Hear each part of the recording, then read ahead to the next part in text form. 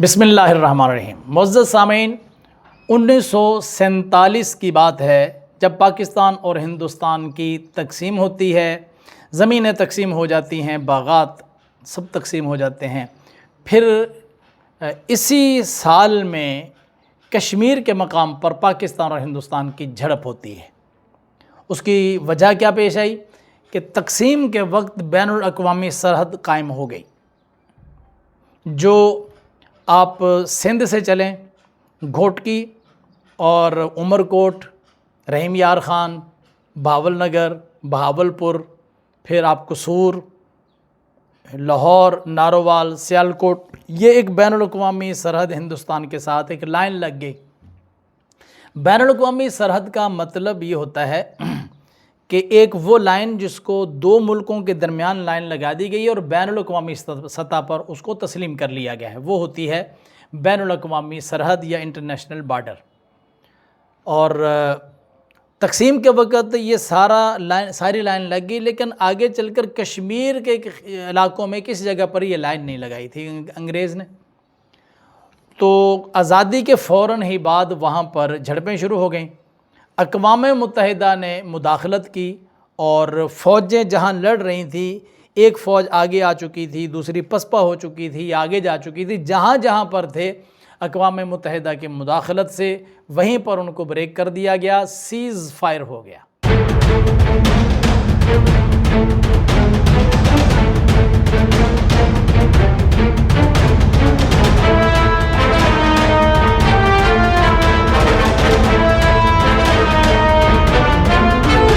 Cease fire کا مطلب ہوتا ہے عارضی جنگ بندی، دونوں طرف سے کوئی لڑائی نہیں کرے گا، لیکن جو فوجیں جہاں تک پہنچ چکی ہوتی ہیں وہیں بریک کرتی ہیں، یعنی ایک قسم کا سٹے آ جاتا ہے،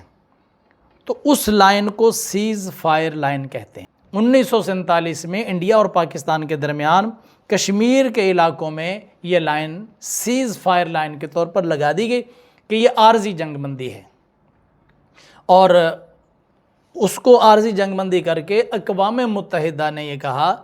کہ یہاں قرارداد پیش کرتے ہیں، جو منظور ہو جائے کشمیر کا فیصلہ اس کے مطابق کیا جائے۔ چنانچہ وہاں پر اقوام متحدہ میں یہ قراردادیں منظور ہوئیں کہ کشمیر کا مسئلہ کشمیریوں کی رائے کے مطابق حل کیا جائے، جیسے کشمیری کہیں اسی طرح کیا جائے۔ اگر کشمیری کہیں کہ انڈیا کے ساتھ رہنا ہے تو ان کو انڈیا کے ساتھ رہنے کا موقع دیا جائے، اگر پاکستان میں رہنے کا، پاکستان کے ساتھ الحاق کا یہ کہیں تو ان کے ساتھ رہنے کو ان کو موقع دیا جائے، اور اگر یہ الگ ریاست کے طور پر رہنا چاہتے ہیں تو الگ ریاست بن جائے۔ یہ تھی اقوام متحدہ کی قراردادیں، اور یہ طے ہوا کہ کشمیر کا مسئلہ اسی طرح حل کیا جائے گا، لیکن وہ عارضی جو جنگ بندی لائن تھی وہ سیز فائر لائن وہاں پر موجود رہی، انڈیا کے فوجی وہاں پر موجود رہے۔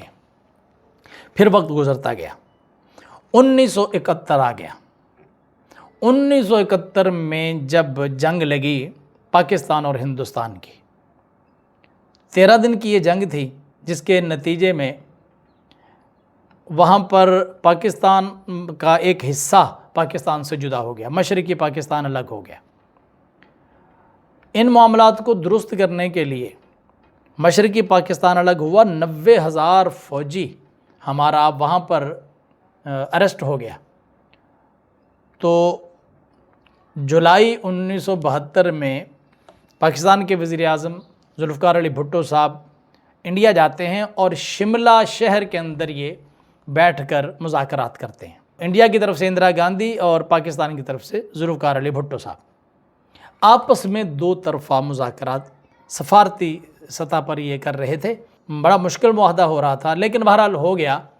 اس میں مندرجات یہ تھے کہ ایک تو یہ کہ یہ مسئلہ ہم آپس میں طے کریں گے، کسی تیسرے کو نہیں بلائیں گے۔ دوسری بات یہ تھی کہ جو ہمارے فوجی ہیں وہ واپس کیے جائیں۔ تیسری بات یہ تھی کہ سارا معاملہ امن سے ہی طے کیا جائے۔ دوسرا، اس شملہ معاہدے کے اندر یہ بات طے پائی تھی کہ کوئی بھی غیر کشمیری انڈیا میں سے کشمیر میں جا کر جگہ نہیں بنائے گا، جائیداد نہیں بنائے گا، اور کوئی بھی غیر کشمیری پاکستانی کشمیر میں جا کر جو ہے وہ نہیں بنائے گا جائیداد۔ اور چوتھی بات یہ تھی کہ وہاں پر کشمیر کے اندر جو مسئلہ ہے اس وقت 1948 سے لے کر اب تک جو سیز فائر لائن ہے اس کو اب سیز فائر لائن نہیں کہا جائے گا، اس کو اب line of control LOC line of control کہا جائے گا۔ تو ہمارے بھائی صاحب مان کر آگے سارا کچھ، اب LOC اور لائن آف کنٹرول اسی بس فوجیں وہیں پر ہی ہیں، سارا کچھ ہوئے، نئی لائن نہیں لگی، اس لائن کا نام لائن آف کنٹرول ہو گیا۔ پاکستان نے شاید یہ سوچا ہوگا کہ چلیں جہاں تک ہم پہنچے ہیں وہاں تک تو ہمارا قبضہ تسلیم ہو رہا ہے نا، انڈیا نے بھی یہی سوچا کہ جہاں تک ہم پہنچ گئے اتنا تو قبضہ ہماری طرف سے ہو جائے نا، اور اس کو کنٹرول لائن قرار دے دیا گیا۔ کنٹرول لائن میں پھر یہ ہوا کہ اس لائن کی حد تک جتنا ان کے پاس حصہ آیا اس کا انتظام، اس کا نظم و ضبط، اس کی حکومت وہ انڈیا نے لے لی، اور جو پاکستان کے پاس تھا اس کا انتظام پاکستان کرنے لگ گیا۔ تو یہ تین چیزیں ہمارے سامنے آ گئیں نا، ایک بین الاقوامی سرحد، ایک سیز فائر لائن اور ایک LOC۔ بین الاقوامی سرحد تو ساری دنیا میں ہر ملک کے ارد گرد ہوتی ہے، سیز فائر لائن بھی دو ملک جہاں کہیں بھی کوئی بھی دو ملک آپس میں لڑتے ہیں، جب جنگ بندی ہوتی ہے، عارضی جنگ بندی، تو اس لائن کو سیز فائر لائن کہتے ہیں۔ وہ کچھ دنوں کے لیے ہوتی ہے، جب مذاکرات ہوتے ہیں تو فوجیں واپس ہو جاتی ہیں اور پہلی سطح پر جا کر بات ٹھہر جاتی۔ لیکن LOC کا مطلب لائن آف کنٹرول، اب اس وقت وہ جو 1971 میں سیز فائر لائن کو LOC قرار دیا گیا تھا، اب ہمارے وزیر دفاع صاحب نے جو یہ بیان دیا ہے کہ ہم شملہ معاہدہ ختم کرتے ہیں، جب شملہ معاہدہ ختم تو اس کے اندر LOC بھی ختم۔ اب شملہ معاہدہ کے اندر یہ بھی تھا کہ انہوں نے آپس میں بیٹھ کر طے کر لیا، اور یہ بھی آپس میں اس شملہ معاہدہ کے اندر یہ طے کیا تھا کہ ہم مسئلہ کشمیر آپس میں مذاکرات سے حل کریں گے، تو یہ سائن کر کے آگے۔ اب کئی مرتبہ پاکستان جب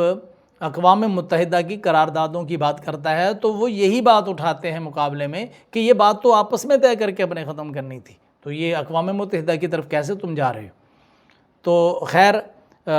اس شملہ معاہدہ کے بعد کشمیر کا مسئلہ یہ دو طرفہ مسئلہ بن گیا، ہم نے خود قبول کیا، اور اب خواجہ آصف صاحب نے جو یہ کہا ہے کہ ہم شملہ معاہدہ ختم کرتے ہیں، یہ در حقیقت انڈیا جو بدماشی کر رہا ہے کہ پاکستان کا پانی بند کر دیں گے، تو ہماری جرأت ہے پاکستان کا پانی بند کرنے کی؟ یہ ہماری نسلوں کی بقا کا مسئلہ ہے،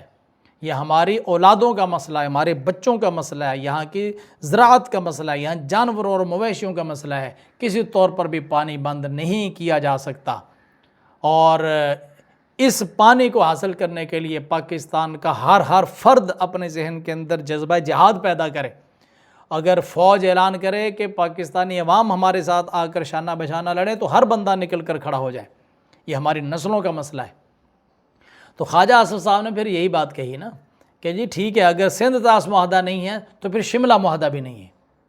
اور بالکل ٹھیک ہے، قرآن بھی یہی کہتا ہے کہ فَمَسْتَقَامُوا لَكُمْ فَاسْتَقِيمُوا لَهُمْ، جب تک وہ لوگ وعدوں پر اور معاہدوں پر قائم رہیں تب تک تم بھی قائم رہو، ٹھیک ہے جی۔ وَإِن نَكَثُوا أَيْمَانَهُم مِّن بَعْدِ عَهْدِهِمْ وَطَعَنُوا فِي دِينِكُمْ فَقَاتِلُوا أَئِمَّةَ الْكُفْرِ، اور اگر وہ تمہارے ساتھ کیے ہوئے وعدوں کی خلاف ورزی کرے تو پھر پکڑو ان کو، آئمہ کفر کو مارو۔ پاکستان کی افواج دنیا کی مانی ہوئی افواج ہیں، پاکستان کے فوجی جوان تمہیں معلوم نہیں ہے انڈیا والوں کہ ان کی مائیں جب اپنے بچوں کو، اپنے فوجی جوانوں کو گھروں سے روانہ کرتی ہیں تو شہادت کی دعائیں دے کر روانہ کرتی ہیں جی۔ تو ان کا جذبہ، ان کی محبتیں، ان کے دل کے اندر جو احساس اور جذبات ہیں وہ یہ ہیں کہ یہ اپنے وطن پر قربان ہونے کو اپنے لیے سعادت سمجھتے ہیں، اور اس کے پچھلے خاندان، ماں باپ، بہن بھائی، اس کی بیوی، اس کے بچے، وہ اپنے لیے زندگی بھر فخر محسوس کرتے ہیں کہ ہمارا والد یا ہمارا بھائی یا میرا شوہر وہ وطن پر قربان ہوا تھا۔ تو میلی نظر سے مت دیکھنا نہ ہماری سرزمینوں کو اور نہ ہمارے پانیوں کو، ورنہ ہماری فوجیں چیر کے رکھ دیں گی۔ پاکستان زندہ باد۔